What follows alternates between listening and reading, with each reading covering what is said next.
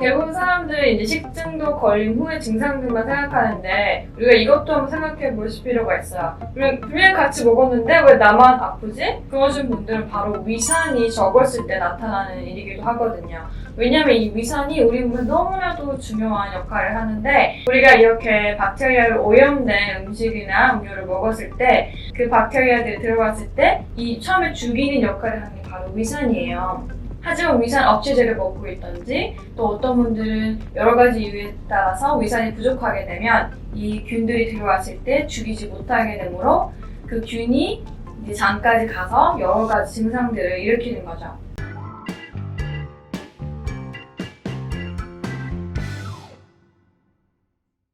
안녕하세요.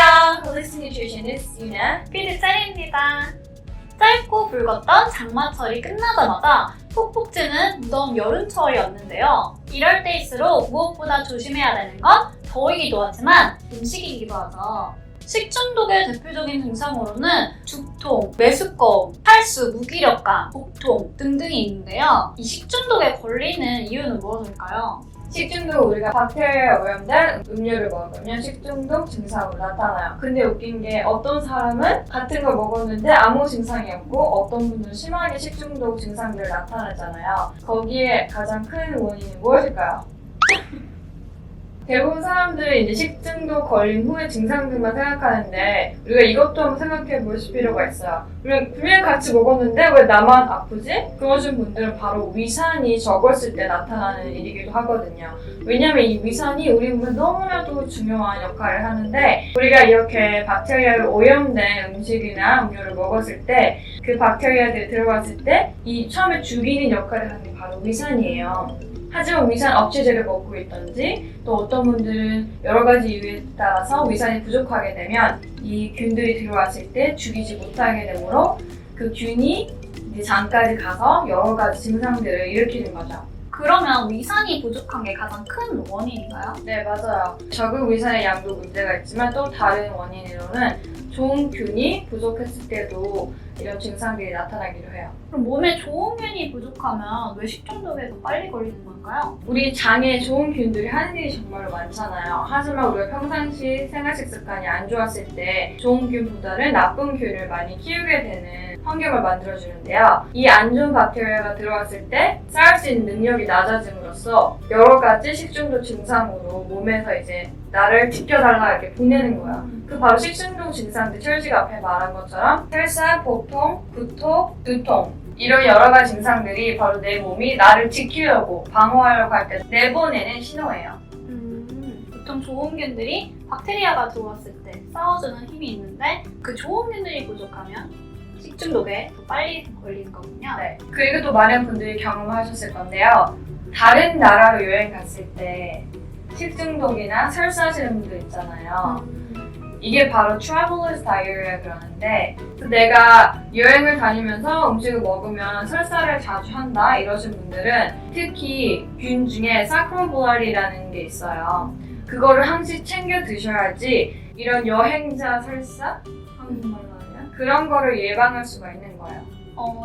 저는 단지 그 나라의 음식이 좀 나랑 안 맞아서 이런 식중독 증상이 좀 나타난다고 생각을 했거든요. 네, 안 맞는 원인도 있지만 거기에 있는 균들이 내 장을 어택했을 때 설사를 나타낼 수 있는 거예요. 그 음식이나 물 통해서 안 좋은 균들이 들어오는데 그래서 우리가 뭐 다른 곳 여행할 때 물 조심해서 먹어라 그냥 물 먹지 말고 꼭 bottled water 먹어라 이렇게 하는 말도 박테리아들이 우리 장을 괴롭힐 수 있기 때문이에요. 선생님이 말씀해주신 그 사크로볼라디라는 균은 어떤 균인가요? 특히 우리가 유산균을 말할 때 정말 여러 종류가 있고 너무 많은 종류들이 있는데 사크로볼라디는 효모인데요. 우리가 배가 아프고 설사를 한다 그럴 때 장을 건강하게 지켜주는 설사로부터 예방해줄 수 있는 효모예요. 그러면 사크로볼라디가 효모의 종류 중에 하나군요. 네. 그래서 많은 분들이 균으로 알지만 원래는 효모예요. 좋은 착한 효모. 그러면 효모가 많이 든 음식들 있잖아요. 그런 걸 먹으면 좀 식중독 예방을 할 수 있을까요? 네, 그런 것도 중요하고 특히 좋은 균과 프리바이오틱이 있잖아요. 그 유산균의 먹이가 되는 식이섬유들 그런 걸 많이 먹어주시는 게 평상시에 장을 건강하게 지킬 수 있는 좋은 방법이에요.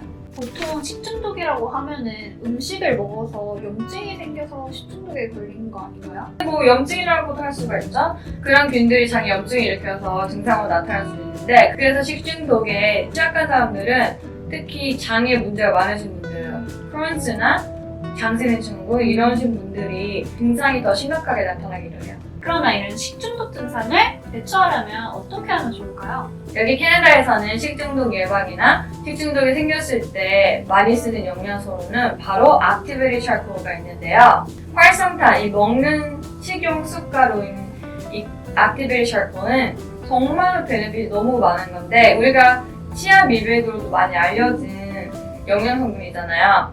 이 식중독을 일으키는 원인이 균 때문이라고 했잖아요. 그랬을 때 그런 안 좋은 균과 독성 성분을 배출을 해주는 역할을 하기 때문에 빨리 증상을 완화하는 데 도움을 받을 수가 있으세요.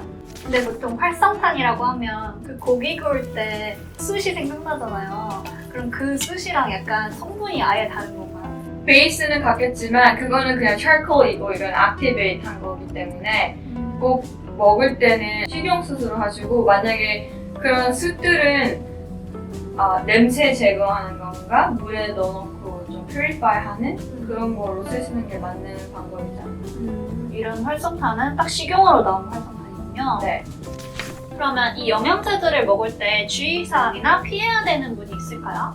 이 활성탄소를 먹을 때는 복용약 있으신 분들은 같은 시간에 먹는 게 안 좋아요. 왜냐하면 그 복용약에 흡수가 해야 되는데 그걸 방해해서 같이 배출하는 역할을 하기 때문에 꼭 2-3시간 간격 두고 드시는 걸 추천드려요. 또 우리가 식중독에 걸리면 이런 것도 먹어보고 저런 것도 마시면 바로 또 화장실 가고 이 식중독은 정말 사람을 너무 정신적으로든지 또 몸까지 너무 힘들게 만드는데 그럴 때 우리가 정말 필요한 게 바로 미네랄 가득 이런 무기질인데요. 식중독 걸리신 분들은 아실 거예요. 스포츠 드링크 먹어 이렇게 많이 추천하잖아요. 근데 하지만 그게 안 좋은 게 뭐냐면 안 좋은 성분도 많이 들었고 당도 높으니까 우리의 몸을 힐링해줄 수 있는 모든 미네랄이 가득 들어있는 전해질 파우더를 드시는 걸 저는 추천드려요. 항시 선택하실 때는 설탕이 들어있는지 꼭 보고 선택하시는 것도 좋은 방법이에요. 설탕이 들어가 있는 것도 있나요? 대부분이 들어가 있어요. 그래서 저는 솔직히 이 이너스라는 브랜드를 개인적으로도 먹지만 설탕이 들어있지가 않아요. 이 이너스는 혈당을 올리지 않은 스테비아로 단맛을 있기 때문에 여러분들이 건강하고 안전하게 고를 수 있는 전해질이에요. 여름철에는 그럼 특히 어떤 음식을 좀 피하면 좋을까요? 이 식중독이 꼭 여름에만 걸리는 게 아니잖아요. 저는 오래전에 한국 갔을 때 겨울에 갔는데 그때 정말 식중독 걸려서 엄청 고생했거든요. 음식은 꼭 익히거나 끓여 먹는 게 식중독을 예방할 수 있는 방법이고 그리고 또 손 잘 씻는 거 이거는 뭐 꼭 식중독 아니어도 여러분들이 매일매일 꾸준히 하셔야 되는 일이고 또 저는 음식을 해놓고 특히 여름 같은 경우는 너무 온도가 높잖아요. 그렇기 때문에 제발 밖에 그냥 두지 마세요. 그게 정말 박테리아에서 막 일어나라 이렇게 하는 습관이기 때문에 음식은 꼭 잘 커버하셔서 냉장고에 보관하시는 게 또 중요하고 또 냉장고에 넣으실 때 그냥 넣으시는 분들 많거든요. 그것도 정말 균이 많이 자라나게 하는 방법이고 한국 문화 중에 음식을 같이 이렇게 쉐어하는 방법? 쉐어하는 게 있잖아요. 그런 것도 균을 많이 키울 수 있는 방법이니까 꼭 음식 먹을 때는 절대로 쉐어하는 게 좋은 방법은 아니에요. 아무래도 이렇게 침이 섞이니까 음식을 좀 더 빨리 상하게 하는 그런 습관이겠죠? 그렇죠. 오늘은 식중독이 오는 원인과 그 식중독을 대처하는 방법에 대해서 알아봤는데요. 오늘 영상 꼭 기억하셔서 식중독 관리 꼭 잘 해주시길 바랄게요. 그럼 오늘 영상이 도움이 되셨다면 좋아요와 알람 설정 눌러주세요.